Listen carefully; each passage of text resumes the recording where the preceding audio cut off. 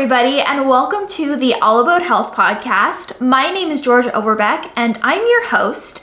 If you're watching this on YouTube right now, then you'll see that I have a special guest right next to me.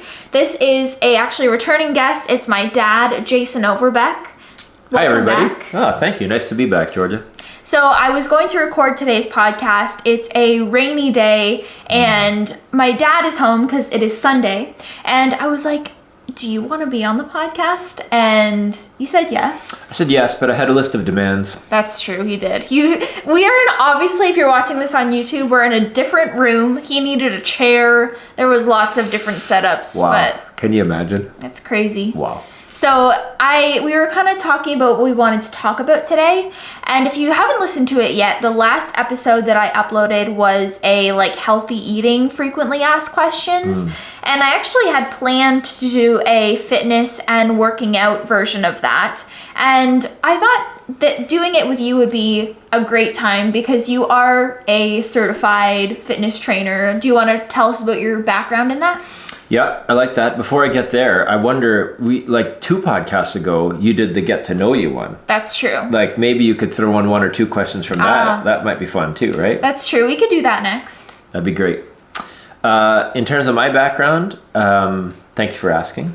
I've been working out for a number of years now. I started a few years behind your mom, my wife, Becky. She was in the fitness community first, and eventually got all of us into the fitness lifestyle. So it's been 6 or 7 or 8 years, something like that for me now, of consistent working out. I did become a personal trainer for a time. We had the gym, the Babe Cave, back in Alliston for a while. And now, in addition to being a Magnum athlete, I just work out because it's awesome and because I can't imagine not working out at this stage. So you took a personal training course a few years ago. It was CanFit Pro? CanFit Pro, yeah, personal PTS, the personal training certification, yeah. Awesome.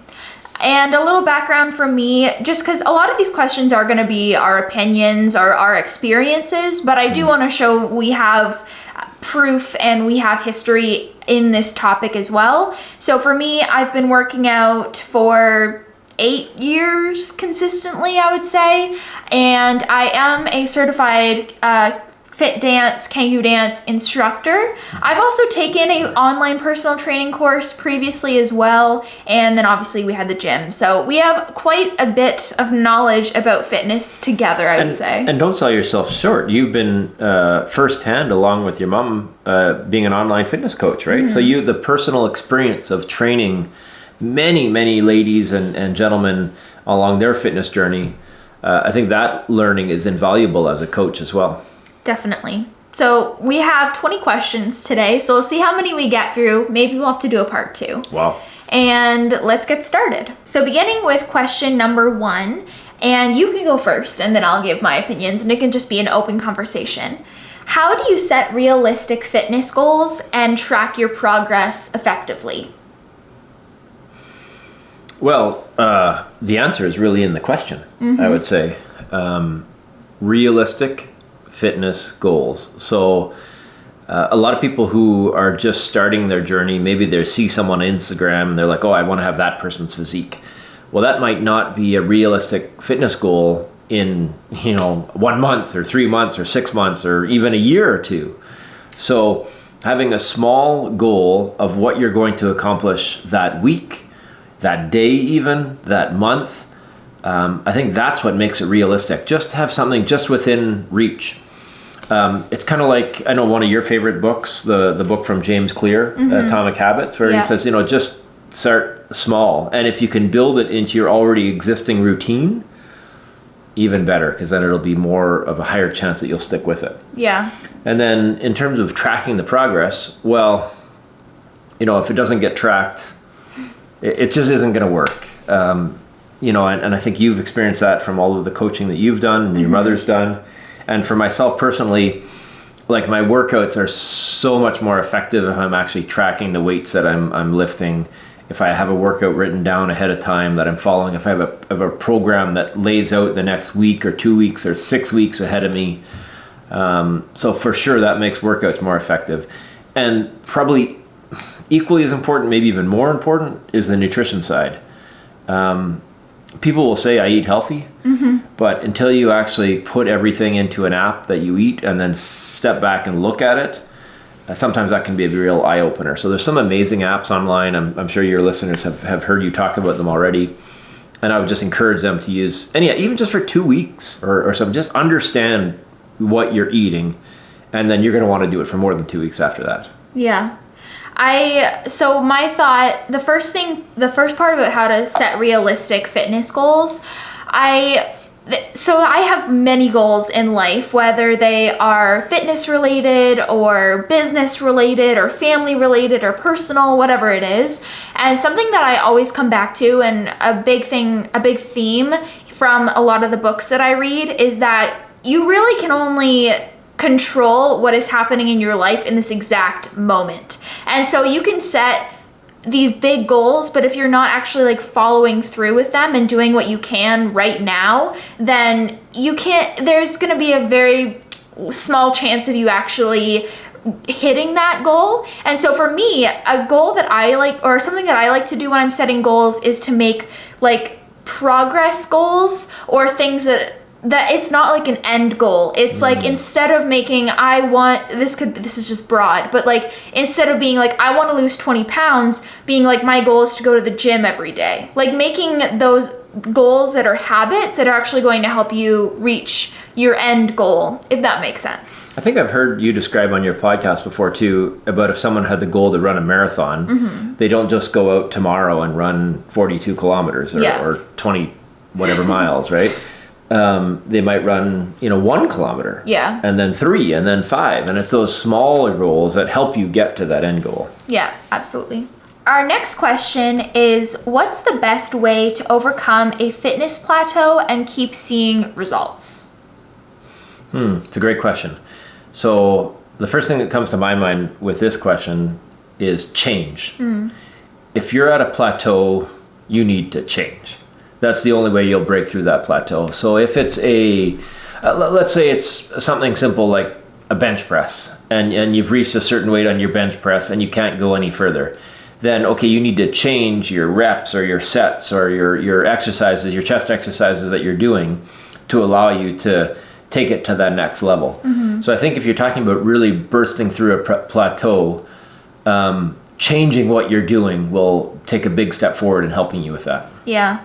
I think a big thing too is being honest with yourself and having some tough love and being like, am I actually doing what I need to be doing to see results? A lot of the time it can be easy just to be like, oh, I don't feel like working out today. I worked out yesterday, so I'll just skip today, or whatever it is. Like, it's so easy just to do a little bit less and be like, but it's fine. Like, I'll do better tomorrow. And then tomorrow comes and you just happen to do the same thing. I've been there. I've done that before. And so I think having that tough love and actually like sitting down and thinking like, am I giving what I need to be giving to see results? That is something that is super important as well. I agree. So we'll move on to the next question. How can I build a workout routine that aligns with my goals and schedule? What are your thoughts on that question? Yeah, I think it comes down, the key piece of that question is the schedule. Whatever your routine is has to fit into your life schedule. I can say I want to work out, 50 hours a week, and maybe I have that goal, but if it doesn't fit into my schedule, that's not going to work. So finding a routine of exercise and workout and healthy eating that fits your schedule, and then being consistent to that routine day after day, week after week, will move you towards your goals.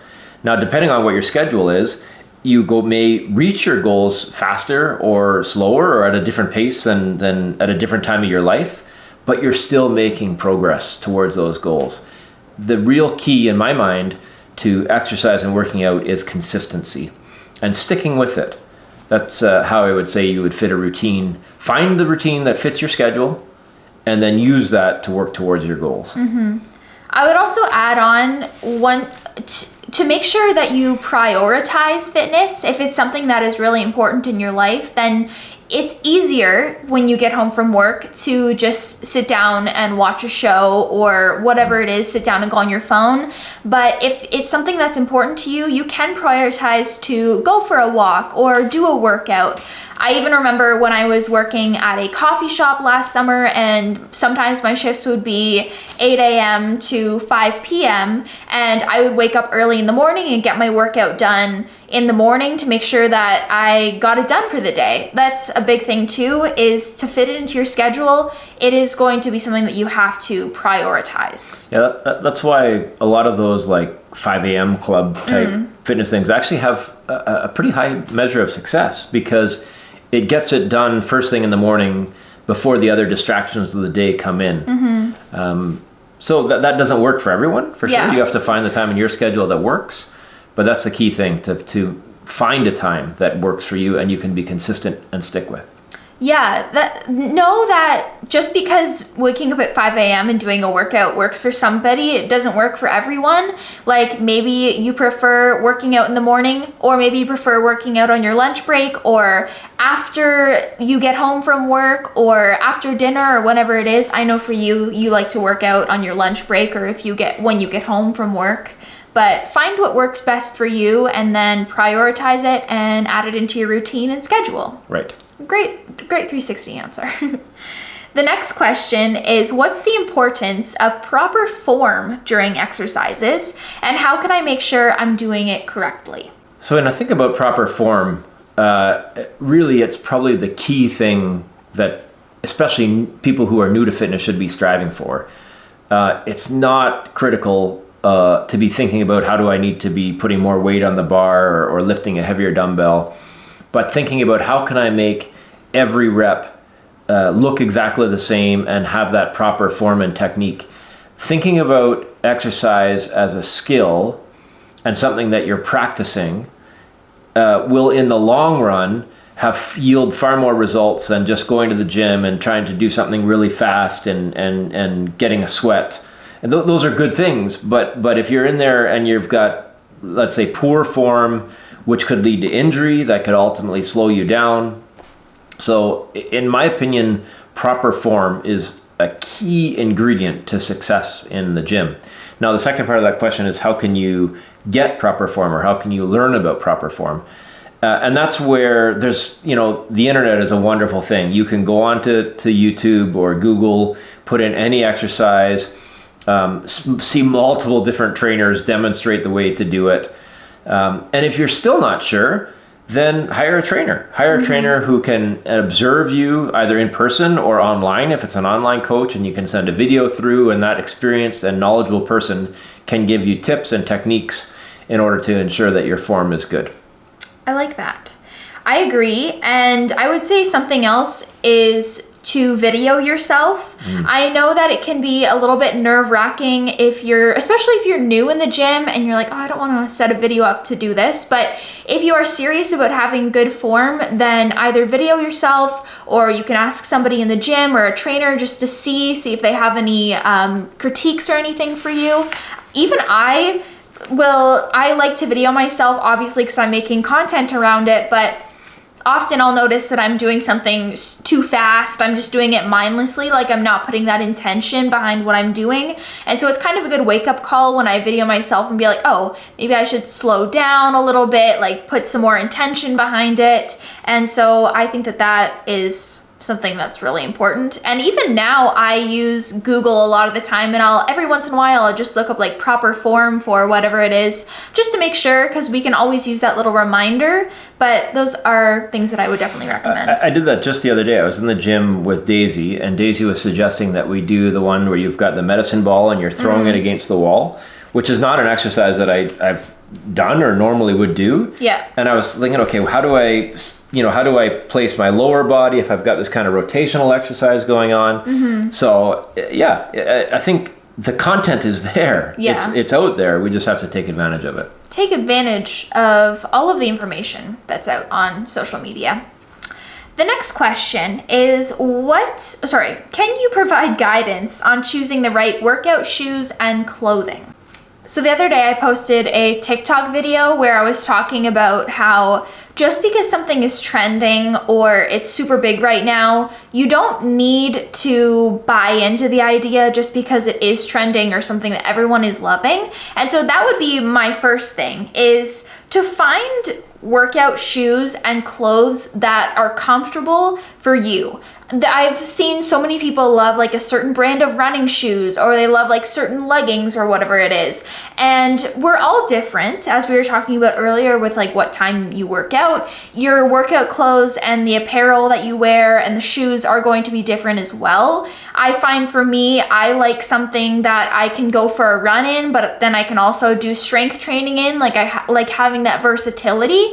Some people will prefer just like a lifting shoe. Some people want just a running shoe with like extra comfort. Some people like working out in baggy clothes. Some people like working out in tighter clothes. So I think that would be the first thing, is to find something that works and fits you best. And especially if you're someone who's just starting out in fitness, or even has been doing it only for a relatively short time, comfort and making you feel comfortable at the gym is probably the key ingredient. Are there experienced lifters who, like you say, have special shoes that they wear when they're squatting or deadlifting or something like that? Yes. But do you need to be wearing those shoes in order to build muscle and lose body fat and gain an experience in the gym? No, you don't. Yeah. So especially at the beginning of a fitness journey, find clothes and shoes that allow you to feel great and not worry about what you're wearing, and just think about and focus on the workout. Question number 6 is, what's your approach to balancing cardio, strength training, and flexibility workouts in a week? I think all three are very important. In my lifting time so far, I've focused amongst those three almost predominantly on strength. Although I did go through a period a few years back where I got heavy into running and was more on the cardio side of things. The last 2.5, 3 years, I've been focused more on the strength. And I am woefully lacking on the flexibility. And it's one of those things that I know I'm bad on, and I don't make the time for it. Your question is fantastic on how do you balance those things. It's tough because I know the answer, but I don't do it myself. The answer really is to be moving in and out of each of those things on a fairly regular basis. You can spend 3 months, 2 months, 3 months, 4 months on a strength phase where you're really focused on building muscle and putting more weight on the bar, for example. And then it's equally as good to spend a few months to get into a flexibility phase where you're focusing on your mobility and you're focusing on, even something like range of motion or these kind of things. And cardio is important too. So all of those things are good. I think what many fall into the trap, myself included, is we get into the gym and we do what we like to do sometimes and not necessarily what we need to be doing. I think it's important too to find a mix of all of these different things and types of workouts that you enjoy, because if you enjoy it, you're more likely to include all of them. So for me, I love doing strength training, but I also love running. And so because I love both of them, I make sure to prioritize those in my workout routine every week. But your favorite cardio might not be running. It might be going for a hike, or it might be swimming, or it might be going to a spin class. So just finding different types of workouts that you enjoy and then including those when you have the time to do them, I think is a great option. Again, not that I've done this, but where I have had some in the past measure of success is, let's say something like flexibility, which I know I'm bad at. I've had my best success if I've signed up for something. Like I signed up for 6 weeks of a yoga class or something like that, which remember I used to do. Yeah. I think that if you make a commitment to something, that can help you with those things that you're not naturally inclined to do. Definitely. Question number 7 is, do you have tips for staying motivated and consistent, especially during challenging times? I think this comes back to what we were talking about earlier with finding a workout time that fits into your schedule. Realistically, motivation is going to come and go. There'll be times that you're more motivated. There'll be times that you're less motivated.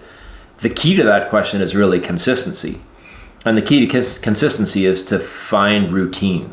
Find a routine that works for you. So if you rely on motivation to get you into the gym, that's a losing approach, I would say. But if you rely on consistency and routine, then you'll stick with it. Even when you maybe don't feel like going, you'll go because it's your time to go. It's in your routine. If you haven't listened to it yet, I recorded a podcast episode a couple of weeks ago, and it was talking about the differences between self-discipline and motivation. And so I think the majority of the time, but especially during challenging times, you're going to have to rely on that self-discipline to keep you going. And I think it depends on what the challenging time is and what level it is, because a challenging time could be that you didn't sleep great the night before, or it could be something like super bad on the other end of the spectrum.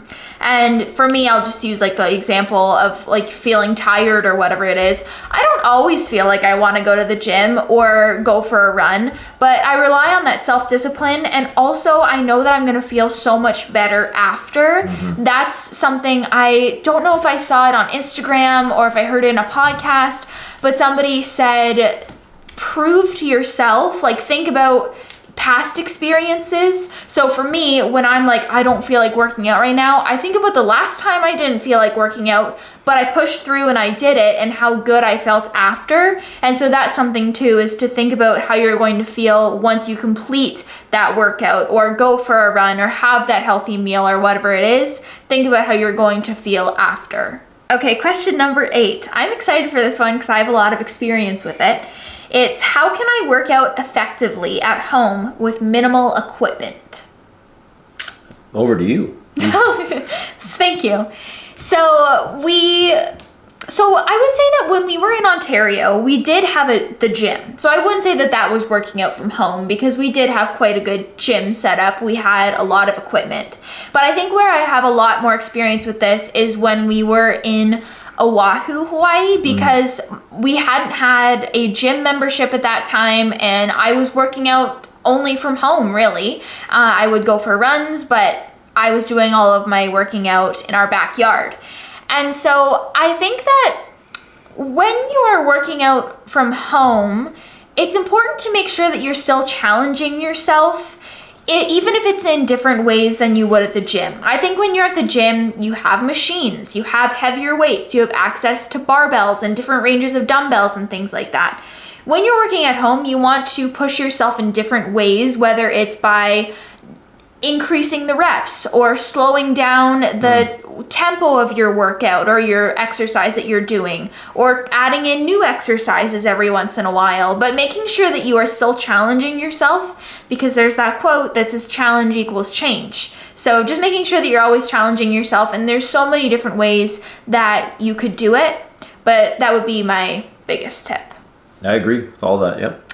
And I think also it's fun to, this is just adding on, but I think it's fun when you're working out at home, because you're able to get creative with the exercises that you're doing. Like, you can do a lot of things that are body weight, which is also really important, like being able to do exercises that are just with your body weight, things like tricep dips and push-ups and burpees and pull-ups if you have somewhere you could do those, but getting creative, challenging yourself, and I think just having fun with it is really important. And that's another area where there's a lot of content online. Definitely. Right, that you can find at-home workouts with minimal equipment that are challenging. Yeah. Okay, number 9 is, what's your take on the benefits of working out in the morning versus the evening? I think in my case, one thing about working out in the morning is then you've done it, you've accomplished it, it's over. And by prioritizing it first thing in the morning, sometimes it'll have a tendency more so to get done. If you work out in the evening, at least by my experience anyways, sometimes life happens, and that workout that you have planned for the evening can go awry. Seems like life happens more in the evening than in the morning. At 5 or 6 or 7 in the morning, if you're just getting up and working out, life hasn't happened much yet. So I think that's good.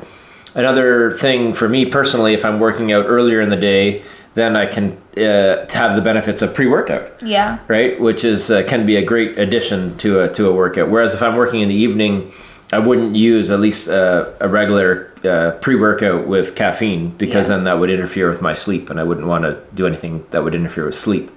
So I think that's the kind of the benefits of working out in the morning versus working out in the evening. But like we've been talking about earlier, it ultimately comes down to what you can repeatedly do each day. If working out in the evening is what you can repeatedly do, then that's actually going to be better than working out in the morning and then missing workouts and sleeping through them and all this kind of stuff. So in terms of workout time, whatever you can consistently stick to, that's going to be the best for you. Yeah. And I'm going to take this a little bit of a different route, because I've seen sometimes it's one of those things that people talk about on social media that they just put so much, like they complicate it so much.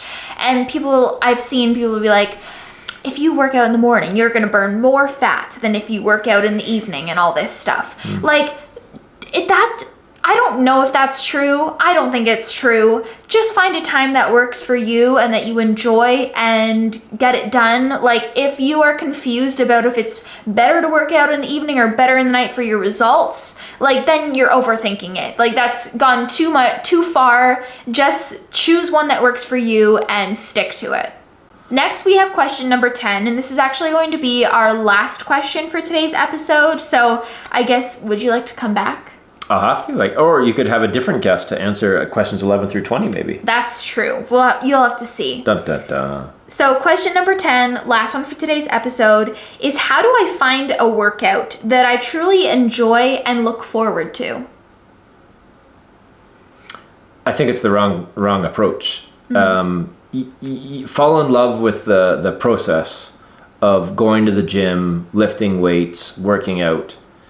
If you're going because you love the workout, again, that's not a long-term way towards success, because you won't always love the workout.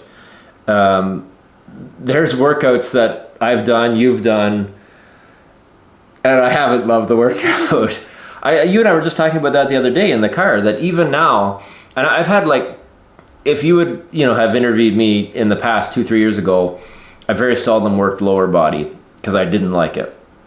And in the past 2 years, 2.5 years even, I've been focusing more on lower body, incorporating lower body workouts at least twice a week, almost every week in that time period. And if I'm being 100% truthful, I still don't like working out the lower body. But I know that I need to, that it's the right thing to do, that it's healthy for me to do, that it's part of what keeps me strong and healthy and vibrant and active. So I don't think that that's the approach to find a workout that you love. That can help for sure if you're doing something that you love. Maybe it's a style of cardio. Maybe you love to run. And that can be a good supplement to your workout. But in terms of your consistent workout regimen, find something that you can do that you're consistent in, whether you love it or not. That's the way to success. Yeah, I just wanted to add on too that, kind of going along with your point, I'm going to talk about running, because I used to hate running. I was like, I am not a runner. I never want to run. And then we started doing our Babe Cave run clubs, where people from our gym, we would meet up on the weekends and we would go for a run. And I still hated it. I did not like it. And it wasn't until COVID hit that I was like, you know what, I'm going to try going out for a run. And I found that by listening to a podcast and by kind of getting myself in the right mental space, I was able to enjoy it so much more. So I think that's a good thing too, is especially when you're a beginner, go into your workouts not being like, this is something that I hate, I dread this. Find a way to enjoy it, especially in those first couple of sessions, whether you enjoy listening to your favorite music, or you like to go with a friend, or you like to listen to a podcast, or whatever it is. Find different ways to make it more enjoyable, especially in the beginning when it may be something that you don't enjoy yet. That is such a good point, Georgia. Especially at the beginning, when you don't have that routine or that self-discipline or that consistency yet, fun is awesome. Because it can help you to build that, right? Kangoo dance that we do, or bounce fit, can be so fun. Yeah. Right? Really, really fun. And if that's, you know, something that gets you into movement and exercise and activity, amazing, amazing. If it helps you to build that routine, that's a step in the right direction. Even something I'm going to mention that has recently been brought into our routine is, as a family, we recently started playing tennis.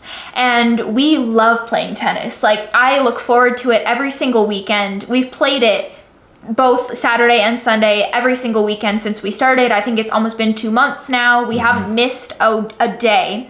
And I think a big reason for that is because we make it fun. All 5 of us are there. We cheer each other on. We have music playing. We're in nature. Usually the sun is shining, and we just have so much fun with it. And so now it's just a part of our routine. So I think, especially in the beginning, do something that is going to make you enjoy it. Go over the top with things that are going to make you enjoy it. Like, really put that effort in, and it's going to pay off in the long run. And with that, we're going to end off this part 1 here. Thank you so much for being here with me, Father. Speaking of fun, this was fun. I agree.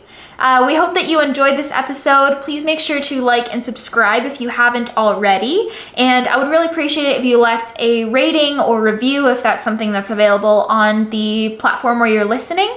We hope you have a fabulous day, and I hope to see you in the next episode.